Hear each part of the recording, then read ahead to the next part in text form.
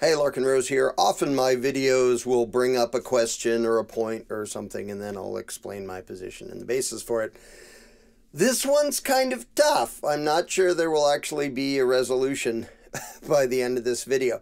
Now, this came up, it's come up before, but this time it came up when I was talking about how, I made a post on Facebook talking about how there are a lot of statists I would much rather hang around with in real life than a lot of the anarchists that I know online.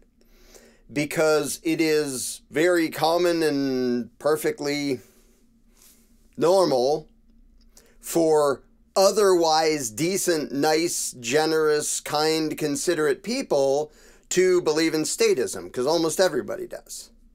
And there's a whole bunch of people who are kind and generous and nice who still believe that crap, who I would much rather be around because of how they treat other people. Whereas there's a bunch of mentally unstable jerks in the movement.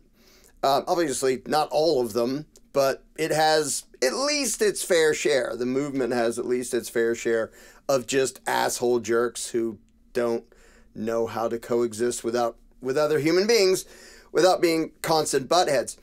But that brought up something that a number of people commented on it, and I've talked about it before, which is, how do you define what it is to be a good person? Because I was saying there's a bunch of otherwise good people who believe in statism, but otherwise they're nice and they're kind and they're considerate and all that. And can you call them good? So I wanted to do a video about the idea of at what point does being mistaken and falling for propaganda BS constitute a legitimate excuse for personally advocating or even committing evil?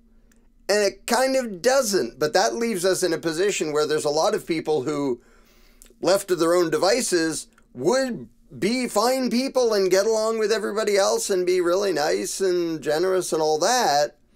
But they've been tricked into either believing in or cheering for or actually committing authoritarian violence in the name of law and so on and so forth. So how do you morally judge these people when it wasn't their idea? Like, there's a bunch of people who just on their own are obnoxious jerks. And I was pointing out there's a number of people in the movement who are like that. They're just obnoxious jerks. I don't want to be around them. Even though they don't believe in government, they're just assholes. I don't want to hang around assholes. I'm grateful for the fact that they don't want a ruling class enslaving me, and I will happily use my freedom that they advocate to disassociate from them personally because they're jerks and assholes. But what about the people who in their daily lives aren't assholes? They're totally nice, but they still believe in statism and they still advocate stuff. And you can go all the way, while we're discussing the topic, you can go all the way to the people who literally enforce it violently, like the cops and the law enforcement. Well, I don't make the laws, I'm just enforcing them mindlessly. I'm just using brute violence against you because my political masters told me to. But you can't blame me. You can't judge me for that. I'm just an unthinking robot of the worst people in the world. So you can't say I'm bad. Well, yeah, you can. And, you know, to point to the cliche thing, were the Nazis okay if they said, oh, well, we were just following orders, which, by the way, that's what they said at the Nuremberg trials. Well, okay, yeah, we did some horrible stuff, but you can't really blame us because it's somebody else's idea. I still see a bunch of Americans, cops and just cop worshippers, saying, well, who you should be mad at is the politicians who are making these laws, not the people literally initiating immoral violence against their fellow man because they were told to. Really? So now there's no culpability for the people who actually carry out the evil. And to them, I often say, have you heard of the Nuremberg trials? Doesn't sound like it. And cops constantly say that, well, I don't make the law, I'm just doing my job, I'm just enforcing it. Yeah, I know, and that's evil. But there is a distinction to be made. Now, it's not a distinction as clear-cut as good people and bad people. There's two kinds of ways to be bad. I mean, obviously, I'm overgeneralizing a bit. You can either be an individual jerk on your own. And by the way, there's a big range of people who can be jerks who don't actually initiate violence against other people. Like, I still might want to have nothing to do with them because they're obnoxious and annoying. But okay, if they don't initiate violence against other people, that's pretty good. Like, and the fact that, yeah, good job not advocating violence. Also, I don't want to have anything to do with you because you're annoying. But at least good job on the not advocating violence. But if you compare the average anarchist jerk who doesn't advocate authoritarian violence to the most, like, kind, generous, sweet old, Christian lady who's always trying to help everybody out and then goes and votes for an authoritarian ruling class to rob and control everybody she knows, how much culpability is there? It isn't none. Because if it was none, you would literally say, well, all the people who voted for and became, members of the KGB or the Nazi SS or enforcers of the Soviet Union or Red China, well, they were just doing as they're told. They're perfectly good. There's no moral judgment on you just for committing widespread violence against your fellow man. Yeah, there is. But there is a difference between would they have done that on their own, which is like individual malice, or did they just do that because they were trained to believe in authority and then they did as they were told? I'm going to mention the Stanley Milgram experiments because I can't not, who demonstrated just how powerful in Americans the belief in authority is, so that an authority figure that doesn't even have the power to command or punish anybody, but just says the experiment must continue, most people will do as they're told because they were trained to do as they're told all throughout their education, Prussian indoctrination system. Look it up. And they're surrounded by the idea that the law-abiding people who play by the rules are the good people. No, they're not, if the rules are bad. But when people are that brainwashed, most otherwise decent, notice I keep throwing in the otherwise decent people will act as agents of evil. That's the short version of what Stanley Milgram's experiments demonstrated. So how much can they be blamed for, I was just doing as I was told, and keeping in mind that they were indoctrinated into being that and believing it, and they were surrounded by that? And there's a million different examples you can look at, because now, from the comfort of today, we can look back on, the time of chattel slavery and say, anybody who owned people and treated them like livestock, that's freaking horrible. Absolutely it is. Now, how sure are you that if you lived back there and you were surrounded by people saying that that's legitimate and that's the way of the world and that's how it is and their property, so the owner has the right to do what he wants with his property, how sure are you that your mind, don't hide behind the comfort of today when you're surrounded by a bunch of people saying that's insane. Yeah, they know that now. How sure are you that back then you would have been among those, if you happen to be like white and there's black slaves, among those to say, I think this is horrible and should end. I know it's legal. I know it seems to be societally accepted to a certain degree, and it's heinously evil. How sure are you would have done that? Because it's really easy from today to look to some other form of indoctrination and brainwashing and cultural norms that were just insane and evil and say, well, I would have known better back then. Would you have? Are you sure about that? Because a whole lot of people today advocate different evils that are now socially accepted. They can point to other times and places and go, how dare people, like, how could anyone have gone along with what the Third Reich was doing? How could anybody have gone along with slavery? Meanwhile, they go along with whatever authoritarian injustice today is societally acceptable in the minds of the people around them, which makes them massive frickin' hypocrites. Yeah, good for you. You can recognize evil when literally everybody around you goes, that's evil.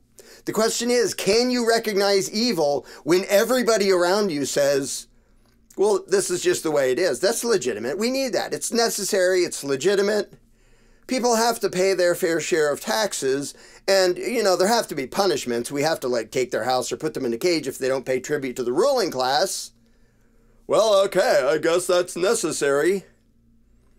what evils would you, on your own, be able to recognize if you didn't have the benefit of everybody around you saying, well, that's evil? If everyone around you was saying, no, this is necessary and good and legitimate, and then you went along with that, how much are you to blame? And that's the question that to me is pretty hard to answer. I mean, I was a statist for many years. I advocated, I mean, I didn't think or talk in these terms, but I advocated that lots of people I didn't know be forcibly robbed to fund a giant military and police that I thought were like protecting Americans. Yes, I was a brainwashed, stupid statist. But that's the point. How much can we just say, well, we were brainwashed, we didn't know any better? And here's the test for me. Did anybody know better? Did anybody figure out and stand up and say, I don't think this is okay?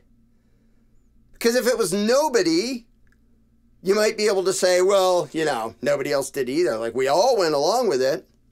But if one person, or 10 or 100 or 1,000 or whatever, for example, in slavery days, the abolitionists stand up and say, this is horrible and evil. I know it's legal. I know the government enforces it. I know it's been around not only here, but the whole world for centuries and centuries, and yet it's still stinking evil. And the fact that lots of people around me seem to think it's okay and go along with it, the fact that even a bunch of the victims of it have sort of resigned themselves to like, well, this is the nature of the world, and like, my job is now to be a good, hardworking slave for the master. Because yeah, the brainwashing can do that even to the victims. But if anybody was capable of standing up and saying, this is wrong anyway, standing up against the majority, standing up against literally everybody they know sometimes, and say, this is still wrong, this is horrible. Like if you examine this objectively from actual principles, this is insane. The fact that it's how we've always done things and it's legal and it's approved by society and government and all, doesn't determine whether it's bad or not. But it's a challenge figuring out how much we can put blame on an individual for what they advocate. And the thing is, I know the vast majority of voluntarists I'm talking to, just like me, used to be statists. Were you a bad person? Was I a bad person? Kind of. I mean, no. And also, yes. I believed in and advocated immoral violence against my fellow man. I didn't think of it in those terms. I didn't recognize it as that.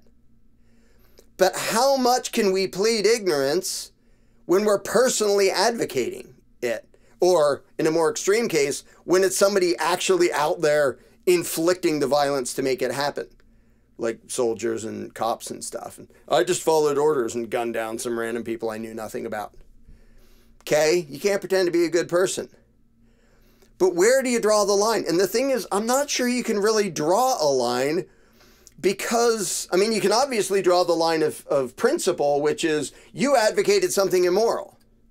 Like that's not a gray area. But when I talk about like otherwise decent people, it's like you would have been a nice person if you hadn't been systematically over time brainwashed into believing some bullshit that made you cheer for something evil.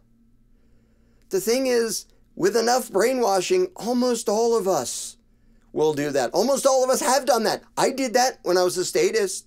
Again, didn't view it that way, didn't think of it that way.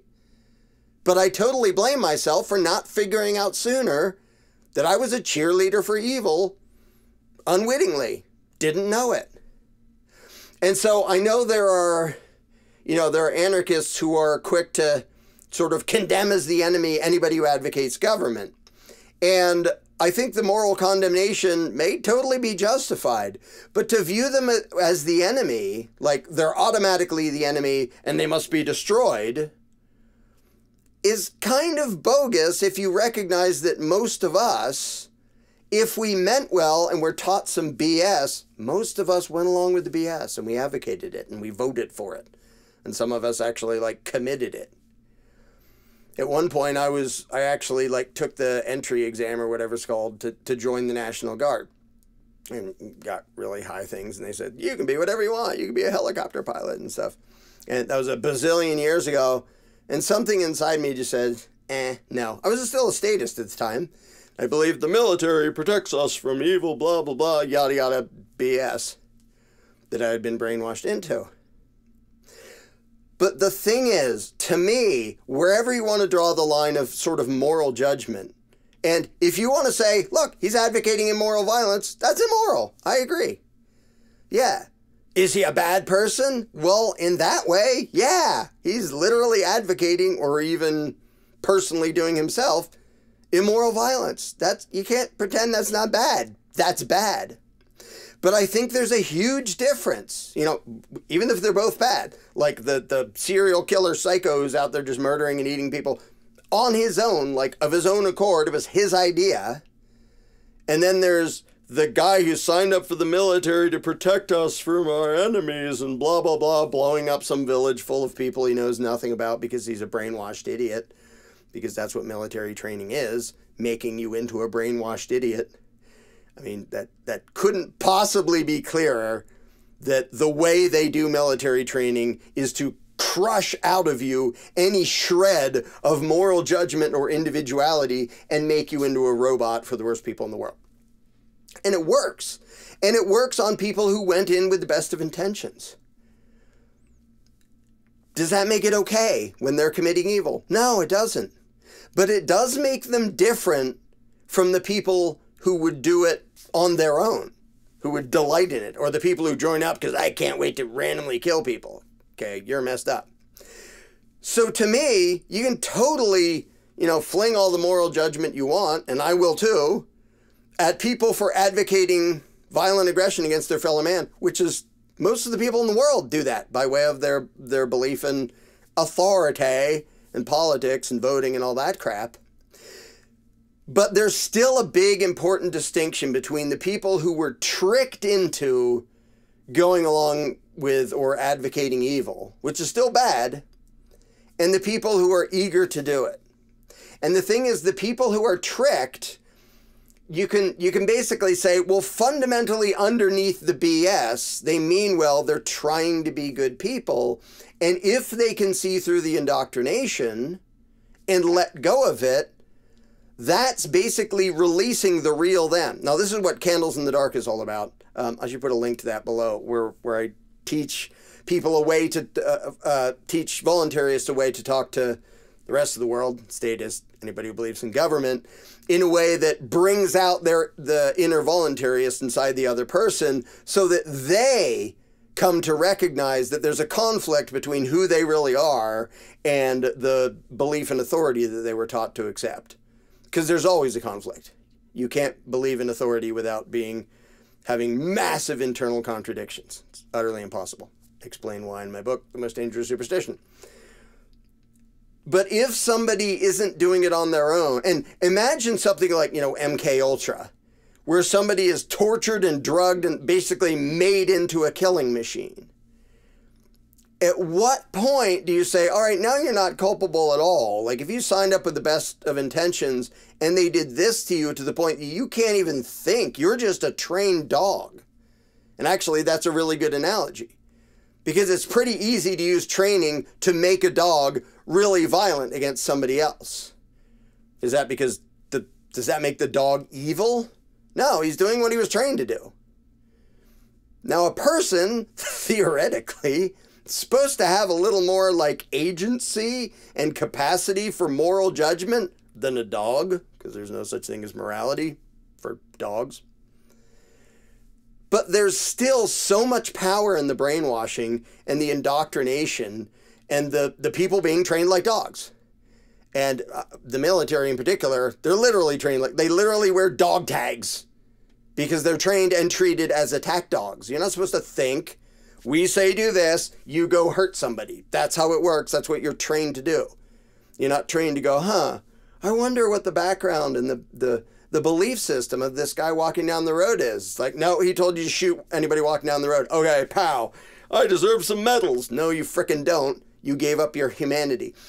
But when people undergo that intense an indoctrination to the point where the real them, the them that used to be there, is just covered in layers of just psychological manipulation and terrorism to make them into that. And that's the worst case scenario. But the way more common version is people grow up in a society where it's like, yeah, government's necessary, so it's going to rob us all. You get to vote for who you want robbed and where you want the stolen loot to go. Oh, goody, that means we're in charge. No, it doesn't, and you're now advocating immoral violence against all your neighbors. But they didn't come to you and say, hey, want to advocate some immoral violence against your neighbor? They did the brainwashing. They did the indoctrination. And so that, again, comes down to the thing of if anybody is able to see through that and go, I'm not going to do this. This is wrong. Like in the Milgram experiments, every once in a while, somebody's going to say, this is just wrong. I'm not doing it. If anybody can do that, then what's everybody else's excuse who didn't? Did you really not have the capacity to go, this is messed up? And it's important to note in the Milgram experiments, a lot of the time, the people who thought they were shocking a complete stranger, they would like be nervous and shake, and sometimes they'd cry, sometimes they'd beg to be allowed to stop, when all they have to do is don't go like that. You're not even being threatened with punishment. It's just an authority figure saying, yeah, the experiment must continue. So you can see their moral conscience going, this is so freaking wrong. But their indoctrination and brainwashing overrides that and said, nope, you have to do as you're told. Because your whole life, you've been taught that obedience is a virtue. Maybe not openly and in those words, but you see that everywhere. You learn that from almost all parents. You absolutely learn it from teachers. You learn it from cops. You learn it from politicians. You learn it from the media. You learn it from Hollywood. You learn it everywhere that good people are law-abiding taxpayers. No, they aren't. But if you're surrounded by these ideas your whole life, how much culpability is there? And to me, it's hard to say. Now, it's all the way immoral. And the victims of immoral violence still have the right to defend themselves, even if the ones attacking them can truthfully say, well, I didn't know any better. I was just trained I'm just following orders. Well, too bad, because if your orders were to go attack that innocent person and you're mindlessly doing that and the innocent person goes, well, now I have to blow your head off. Sucks to be you. You deserve to have your head blown off because you weren't willing to question the orders you were given and you were doing something evil. The fact that you didn't come up with it on your own doesn't make you a good person. You're still the one doing it. But it makes it a very... it's weird because it makes it a difficult challenge to say, well, are they a good person? Like somebody could be so sweet and generous and kind, but they believe some crap that makes them advocate horrible things. And this has been true of humanity for a really, really, really long time. But so that's still tough for me to call. Like, is that a good person? Not in what they practically advocate. But inside that is a good person. Like they're so nice and generous and considerate and stuff, except their indoctrination. The reason, the more important thing to me of like whether you're sticking good or bad label on them is to realize that the people who are genuinely nice in their daily lives, but advocate authoritarian violence by way of government, they're not doomed. It's not hopeless. They didn't choose the evil on their own. Now, ultimately, they either chose to go along with it and vote or enforce stuff or whatever. So they did still choose it, but they were basically cajoled and bullied and indoctrinated and manipulated into thinking that's the way, that's the right thing. That was true of me too, when I was a statist. So there's the issue of it's kind of hard to know exactly how much moral judgment to throw at somebody who's like a sweet person most of the time, but believes in that stupid stuff. But the good news is the people who had to be manipulated and brainwashed and lied to and cajoled and, indoctrinated, all that stuff, those people are anarchists waiting to happen. Now, as long as they're advocates of the system, to get all matrixy here, they are in a very real sense the enemy of freedom. because they are advocates and enablers of evil. They don't see it that way. They weren't trying to be that, just like I wasn't trying to be that when I was a statist. But because it took lies and deception and manipulation and indoctrination and propaganda and brainwashing and all that to make that person into that, it means that they can go back to being the decent person that they really are deep down inside if they can escape the lies. And again, that's what Candles in the Dark is all about, is helping the real inner voluntarist escape the authoritarian BS they were told, so that not only will they stop advocating immoral violence in the name of authority and law and all that crap, they will be free too. Because, and this is where it gets super sad, the malicious, evil psychos at the top are never the ones on the battlefields. They're never the ones enforcing anything. So the enforcers of authoritarianism, they are agents of evil.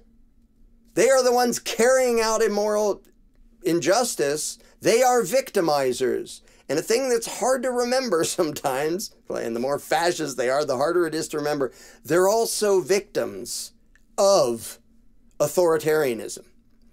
Like the fact that so many cops turn into unstable, violent, sadistic bastards, that's not good for them. It's certainly not good for their victims. It's not good for them either.